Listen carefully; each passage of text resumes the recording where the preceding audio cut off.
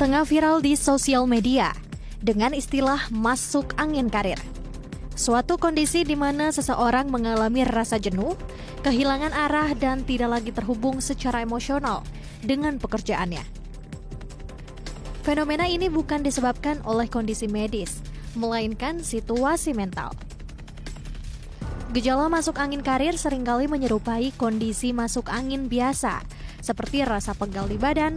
Yang membedakannya, rasa pegal datang dari hati dan pikiran hingga menyerang semangat kerja. Beberapa gejalanya seperti sulit bangun pagi dan berat untuk memulai aktivitas. Mengerjakan pekerjaan dengan tidak antusias dan tidak ada dorongan untuk berkembang dan belajar hal baru. Ya, untuk membahasnya lebih lanjut kita telah terhubung langsung dengan Mbak Salsabila Mayangsari selaku psikolog Universitas Negeri Jakarta. Kita langsung sapa. Selamat siang Mbak Mayang, Assalamualaikum. Apa kabar di sana Mbak Mayang?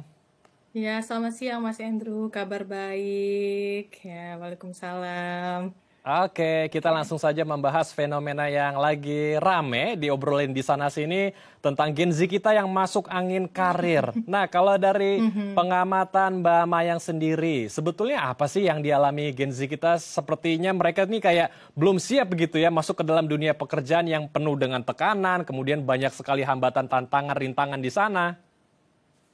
Oke, ya, memang masuk angin karir ini suatu fenomena yang terkini ya, tapi bukanlah suatu diagnosa ataupun gangguan psikologis kalau dari kacamata ilmu psikologi. Memang masuk angin karir ini lebih kepada kondisi kesehatan seseorang secara mental ya, situasi mentalnya, di mana mulai jenuh, kemudian itu kelelahan, atau mungkin merasa kurang excited ya dengan aktivitas karir khususnya di pekerjaan yang saat ini sedang dijalani. Gitu, Mas. Oke.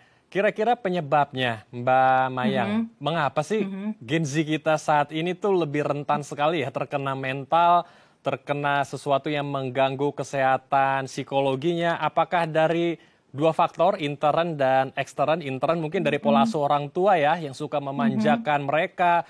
Terus ada faktor privilege ya, segala macam fasilitas sudah ada di rumah sehingga ketika masuk ke dalam dunia kerja mereka begitu kaget, begitu shock culture. Atau faktor eksternal mungkin ada dari lingkungannya yang suka mengucilkan sehingga ke dunia pekerjaan mereka sangat amat tidak nyaman di sana dan terkenalah kesehatan mentalnya di sana, Mbak Mayang.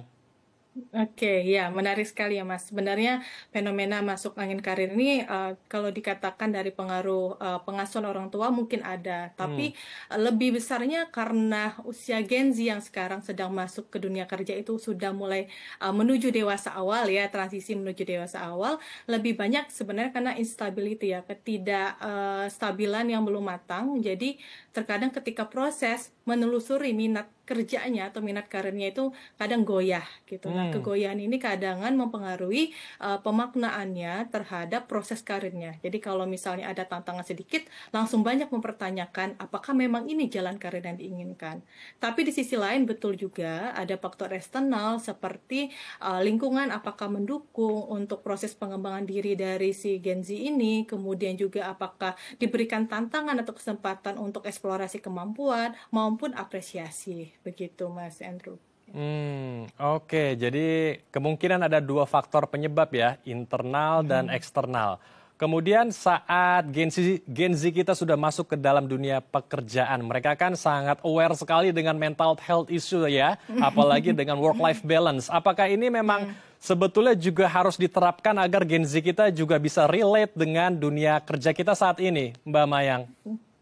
Oke, ya dengan perubahan situasi sosial dan juga situasi digital, memang saat ini isu mental health itu salah satu hal yang sangat perlu diperhatikan ya di lingkungan pekerjaan. Karena memang karakter dari Gen Z itu sendiri tumbuh dengan banyaknya informasi digital. Nah, informasi digital ini seringkali membuat Gen Z itu banyak melakukan social comparison atau perbandingan kualitas kehidupan sosialnya dengan orang lain, termasuk juga di dalam pekerjaan begitu.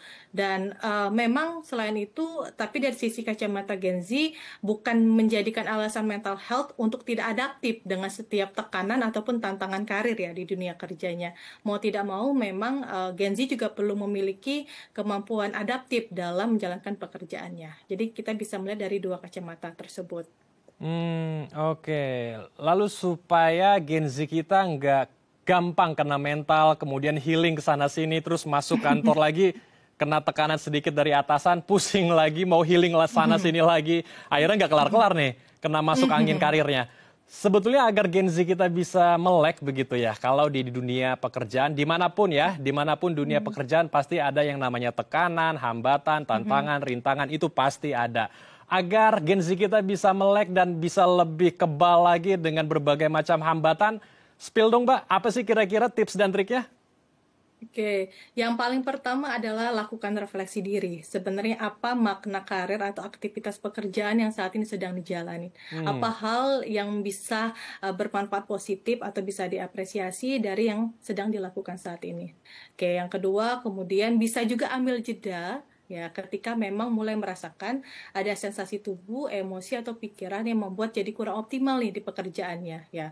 Yang tadi ya, karena sudah mulai mendekati masuk angin karir. Dan yang ketiga, kalau misalnya ternyata dari situasi internal kita sendiri ya kurang mampu untuk mengatasinya, tidak ada salahnya coba komunikasikan dengan rekan kerja atau mungkin atasan. Kira-kira sebenarnya arah karirnya mau dibawa kemana, beban kerjanya apakah bisa disesuaikan. Atau kalaupun dari situasi internal, kemudian dari dukungan lingkungan kerja juga belum mendukung, tidak ada salahnya ketemu dengan praktisi, konselor maupun psikolog yang profesional, begitu Mas. Oke, jadi ada berbagai macam tips ya. Saya mau masuk kalau begitu ke dalam internal dulu, di kalangan keluarga atau orang tua, karena orang tua yang menjadi role model, menjadi inspirasi bagi anak-anak di sana ya. Kadang ada orang tua yang sudah bekerjanya luar biasa ekstra begitu ya. Orang tua kita zaman dulu tuh kalau bekerja apa saja diambil gitu buat menghidupi keluarga, apa saja bisa dikerjakan. Yang penting keluarga saya bisa hidup. Tetapi anak-anak sekarang kan sukanya milih-milih dulu. Ini sesuai gak nih dengan track saya, dengan path saya? Ini sesuai gak dengan passion saya gitu ya? Ini apakah sebetulnya sah-sah saja kalau anak-anak muda kita mengambil pekerjaan yang sesuai dengan keinginannya dia, bahkan terkadang ketika sudah dipilih pun mereka juga suka mengeluh begitu ya, ternyata ini tidak menyenangkan seperti apa yang saya pikirkan gitu.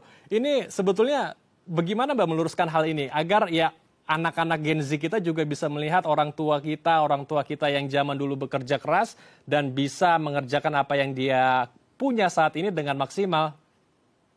Oke.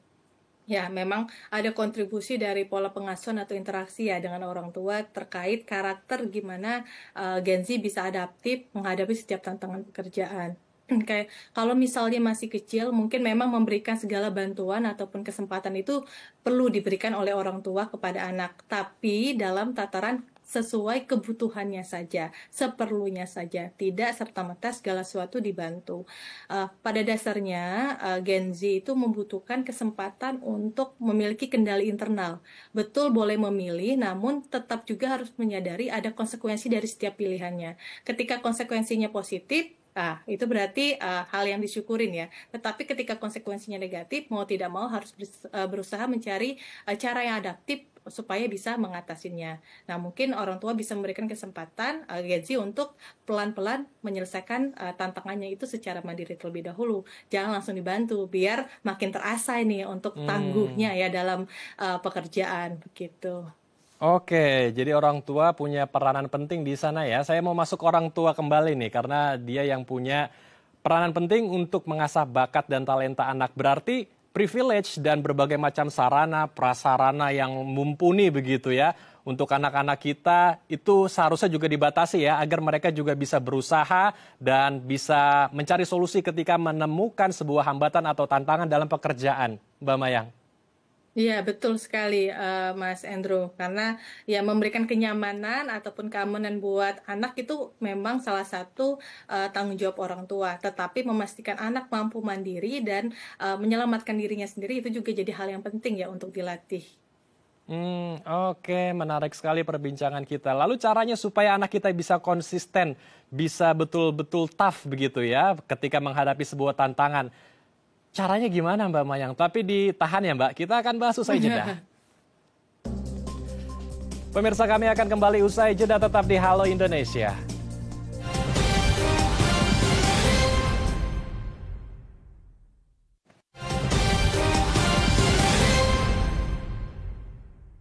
Terima kasih pemirsa, Anda masih bersama kami di Halo Indonesia. Kita akan lanjutkan diskusi hangat kita bersama dengan Salsabila Mayangsari selaku psikolog Universitas Negeri Jakarta. Mbak Mayang melanjutkan diskusi hangat kita. Kalau misalnya dunia kita kan saat ini penuh dengan ketidakpastian ya, ekonomi, kemudian badai PHK juga masih terjadi di sana-sini, bahkan sarjana-sarjana kita masih banyak yang menganggur, mereka sulit sekali mendapatkan pekerjaan karena bersaing dengan karyawan yang baru kena PHK dan lulusan-lulusan baru yang mungkin lebih adaptif lagi dengan teknologi. Sehingga mungkin situasi kita saat ini membuat tidak hanya Gen Z saja yang masuk angin karir, tetapi berbagai macam karyawan di berbagai perusahaan juga mengalami hal yang sama, Mbak Mayang. Lalu bagaimana mengantisipasi hal ini agar setiap kita bisa tough menghadapi situasi kita saat ini, Mbak Mayang? Oke, terima kasih Mas. Jadi memang situasi eksternal seperti banyaknya terjadi PHK atau dinamika sosial itu sesuatu yang di luar kendali kita. Jadi kita tidak bisa mengendalikan. Tetapi ada satu hal yang bisa kita kendalikan, yaitu kemampuan adaptabilitas karir kita. Salah satunya adalah memaknai kembali bahwa yang namanya karir itu bukan hanya terhenti di satu pekerjaan. Karir itu adalah proses sepanjang hidup kita menjalani suatu pekerjaan. Jadi kalau berhenti atau terhenti di satu pekerjaan, masih ada peluang lain di tempat yang lainnya. Artinya terus adaptif, mengembangkan diri dan mengambil setiap kesempatan yang ada. Gitu. Ketika kita sudah mungkin merasakan jenuh di satu titik ya dengan pekerjaan kita, rutinitas sehari-hari, apakah sah jika kita mengambil jeda sejenak untuk healing atau refreshing agar ketika kembali ke rutinitas kita bisa semangat kembali? Oke, ya betul sekali. Jeda itu memang didesain untuk memberikan ya batasan antara kita sanggup sama tidak sanggup. Jadi tidak ada salahnya ketika sudah mulai merasakan ada efek yang tidak nyaman ya di pikiran, di hati maupun di performa kerja kita, ambillah jeda itu. Jeda tidak mesti saat hari kerja, bisa juga di weekend. Jadi manfaatkan weekend semaksimal mungkin untuk melakukan me time atau melakukan kegiatan yang bisa menyegarkan pikiran kita. Oke. Kalau untuk Gen Z kita, kira-kira healing yang cepat, yang tepat juga. Karena kalau healing kelamaan, ini akan memakan biaya. Kemudian memakan waktu juga. Karena kalau itunya di healingnya diprioritaskan terus, ya kerjaannya jadi ke belakang begitu ya, tidak diprioritaskan. Healing yang kira-kira cepat, efisien, dan bisa merefresh kembali mental dan psikologi kita, kira-kira seperti apa sih Mbak Mayang? Oke, healing yang paling cepat yang bisa kita lakukan itu refleksi diri. Bisa secara internal dengan melakukan kegiatan journaling seperti membuat catatan harian ya, kira-kira apa sih yang kita rasakan hari ini? Apa sih yang mengganggu kita? Apa sih hambatan yang mungkin kita lakukan?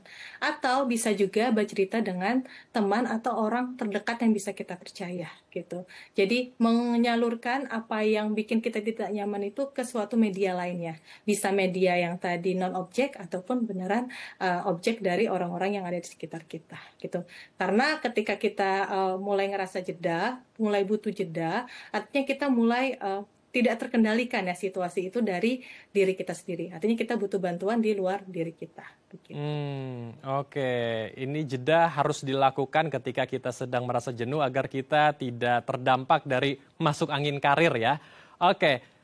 Karena Gen Z juga sangat aware sekali dengan mental health issue, saya ingin kembali mendalami tentang work-life balance, menyeimbangkan antara dunia pekerjaan dan daily life sehari-hari atau aktivitas kita sehari-hari. Kira-kira persentase yang ideal, Mbak Mayang, seperti apa work-life balance yang selama ini digaungkan oleh Gen Z kita? Apakah 50-50, 50-50 antara bekerja dan rutinitas sehari-hari di kehidupan nyata atau gimana Mbak Mayang? Oke, Kalau ditanyakan presentasi itu sangat bergantung ya ke setiap orang, karena makna pekerjaan ataupun makna karir bagi setiap orang itu berbeda gitu.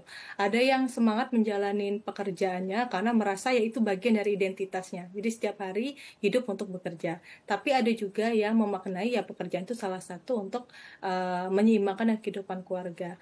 Bagi yang masih muda ya, keluarga bukan salah satu hal yang sedang dicari. Yang lebih utama adalah jejak karirnya itu ya, identitas karir untuk naik jabatan dan lain. Tapi bagi yang usianya sudah jauh lebih stabil, biasanya memang lebih menginginkan keseimbangan antara kerja dan juga keluarga.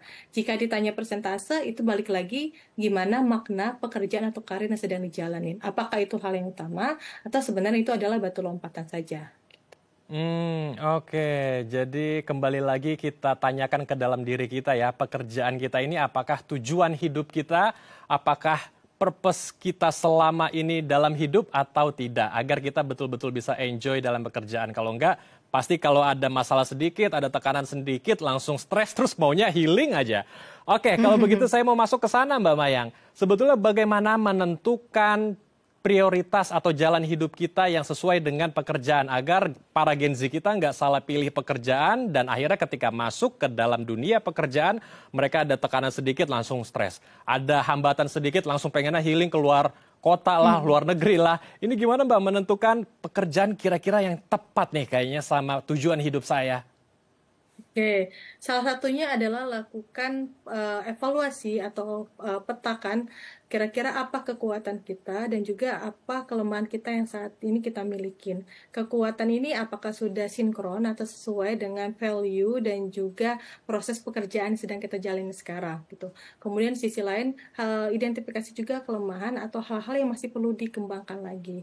Dengan kita menyeimbangkan dan melihat apa kekuatan juga kelemahan kita, itu bisa membuat kita jauh lebih optimal lagi memetakan tujuan karir kita ke arah depan gitu. Karena terkadang apa yang kita lakukan sekarang belum kelihatan langsung hasilnya di depan mata saat ini. Oke. Karena ada banyak anak-anak muda juga yang belum ada 1 tahun kerja di satu perusahaan, mereka sudah pindah ke perusahaan lain. Terus belum 1 tahun lagi pindah lagi ke tempat yang lain. Ini sebetulnya apakah sah-sah saja untuk mereka mendapatkan berbagai macam pengalaman sehingga bisa lebih banyak begitu CV-nya ketika melempar ke perusahaan lain? Atau sebetulnya ini juga harus diperhitungkan Mbak, karena nanti jadi nggak fokus begitu pekerjaannya dengan tujuan hidupnya? Oke, ya betul sekali. Ini salah satu hal yang menarik juga ya, Mas Andrew. Jadi ada yang memilih seringkali berpindah di setiap tahunnya atau beberapa tahun sekali karena ada target atau tujuan lain ya, ingin percepatan karir yang jauh lebih instan. Tapi ada juga yang ingin lebih lama menetap di satu tempat karena merasa sudah nyaman, sudah cocok, baik secara value, budaya, beban kerja maupun posisi kerjanya sudah inline. Kalau ditanya apakah lebih baik kita berpindah lebih cepat ataupun kita bertahan lebih lama, jauh lebih maksimal memang ketika kita loyal atau konsisten di satu tempat yang sama. Karena kita bisa lihat bagaimana progres kita di satu tempat tersebut gitu. Tapi kalau misalnya kita lebih cepat berpindah ke satu tempat dan ke tempat lainnya, artinya kan cara kita mengevaluasi tentu tidak bisa langsung dibandingkan di satu tempat saja, tapi di berbagai tempat. Jadi ketika diminta untuk apakah loyal di satu tempat terus-menerus ataupun berpindah, balik lagi tanyakan ke diri kita. Saat ini apa sih tujuan yang ingin kita capai dari tetap stay di satu tempat atau seringnya berpindah? Apakah sudah inline dengan kekuatan dan kelemahan yang ingin kita kembangkan? Apakah sudah sesuai dengan purpose jangka panjang yang ingin kita raih? Jangan sampai karena gelap mata dengan kesempatan yang ada, akhirnya kita terlupakan ada konsekuensi ataupun dampak jangka panjang yang mungkin bisa berimbas dari keputusan kita tersebut. Oke. Jadi tanyakan kembali ke diri kita sendiri, apakah ini sudah sesuai dengan tujuan hidup, apakah sudah sesuai dengan target-target yang ingin diraih atau tidak, begitu ya. Baik, luar biasa. Terima kasih Mbak Mayang ini sudah berbagi insight bersama kami di Halo Indonesia. Semoga insight ini bisa menjadi input yang penting agar kita tidak gampang masuk angin karir ya. Terima kasih Mbak Mayang. Assalamualaikum. Selamat kembali beraktivitas Mbak. Oke, sama-sama. Pemirsa, usai jeda kami akan mengajak Anda melihat spot diving favorit di Pulau Dewata, Bali. Tetap di Halo Indonesia.